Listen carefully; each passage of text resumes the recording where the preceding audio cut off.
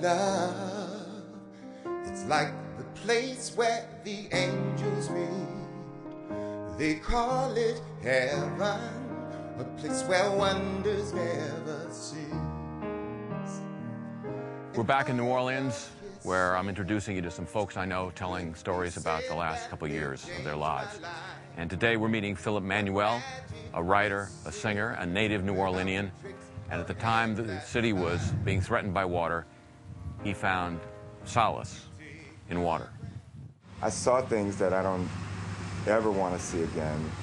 I first came back in on September the 15th to save my dogs. They had been locked in my washroom for 2 weeks without food or water. We only imagined that perhaps for a day or so they may have had to stand in about 20 inches of water. I don't even like to think about what they had to go through. But anyway, it was the 15th of September. It was 2 Dobermans, a mother and son, and the son, who was only 6 months old at the time, was practically dead when I got back. The mother, amazingly, was in great shape. Kidneys were acting a little weird, but she was in good shape. So I spent the next few hours getting the puppy to triage units, driving him to the LSU vet school in Baton Rouge, where he stayed for 7 weeks. And wow. I have to tell you, the puppy was in such condition. I mean, there were National Guardsmen at the triage units just standing over him, weeping. I found myself after Katrina just spending a lot of time standing at the river's edge. I'd do it almost every morning. And around where here? we are. Yeah. Yeah. But I realized after a while that it was a compulsion to come here. And I'm a pretty, compulsive kind of guy. But after I realized it was a compulsion, I began to want to understand it and try and figure out why I had this need to come here and stand by the water. I kind of think what came out of it, this poem, which is called Today I Sang to the River, I think this poem kind of is just a little bit of closure for me on dealing with the emotional side of Katrina. It's kind of the point where I realized, okay, I can handle what happened. It was real. It's not a dream. I can make it now.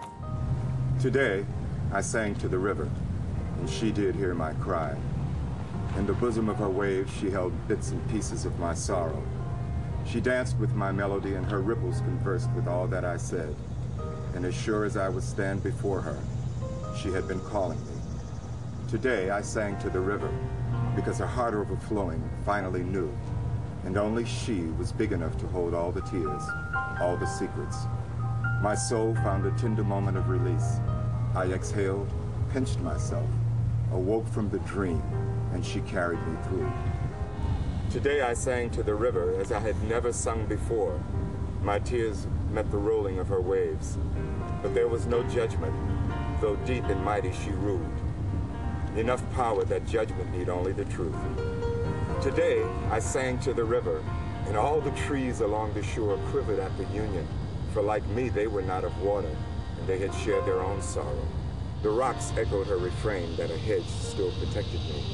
Because of me, in spite of me, it was with me. Today, I sang to the river, and was reassured in the rush of her tide that there is a God on high, and a quiet voice deep inside that loves and honors, protects and comforts, listens and heals. Today, I sang to the river, and today, she heard my cry. I want to ask you one question that I think people get asked a lot these days here. Why are you still here? Not only am I still here, but I will never, ever leave here now. It's like, oh, no, you didn't try to destroy my city. You take my breath away, but who needs breathing anyway? A crazy thing to say, but you take my breath